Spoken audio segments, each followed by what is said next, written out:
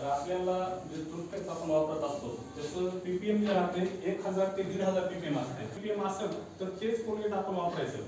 त्याचं कारण काय असतं, फ्लोराईड जे असते ते आपल्या दाताचे प्रमाणे सगळ्यात कमी होते आणि फ्लोराईड अँटीबॅक्टेरियल सुद्धा राहते. तर तुम्हाला एक सांगतो, जर फ्लोराईड भेटत नसेल तर आपण जे काही टूथपेस्ट वापरतो बाजारामध्ये दंतकांती, पतंजली, विकोजन हे जे काही आयुर्वेदिक टूथपेस्ट आहे ते असतं 1000 पीपीएमच्या मध्ये. आणि आपण जे काही कोलगेट वापरतो ना त्याच्यामध्ये हे पीपीएम 1000च्या मध्ये नसते, जे 1000च्या वरच असते. तर लहान लेकरांसाठी एक स्पेशल कोलगेट असते जे की किडोडेंट. हे किडोडेंट आपण एक 5 वर्षाच्या नंतरच्या लेकरांसाठी वापरू शकतो. आणि जर 5 वर्षाच्या खालची मुलं असतील, जसे की आता आपल्या ओरल कॅव्हिटी मध्ये जेव्हा लहान मूल जन्मते 6 महिन्यानंतर त्याच्या तोंडामध्ये पहिला जातो.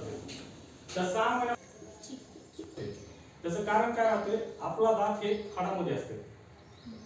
कारण दाताच्या बाजूला हाडाचं स्ट्रक्चर असते, त्याच्यामुळे दात हालत नसते. आणि ऑस्टिओपोरोसिस म्हणजे काय राहते की आपले जे हाड राहतात ना, दाताचं हाड, दाताचं हाड असो किंवा शरीरातलं कोणतंही हाड असो, त्या हाडामधून कॅल्शियम आणि व्हिटॅमिन डी हळूहळू बाहेर निघायला सुरुवात होते.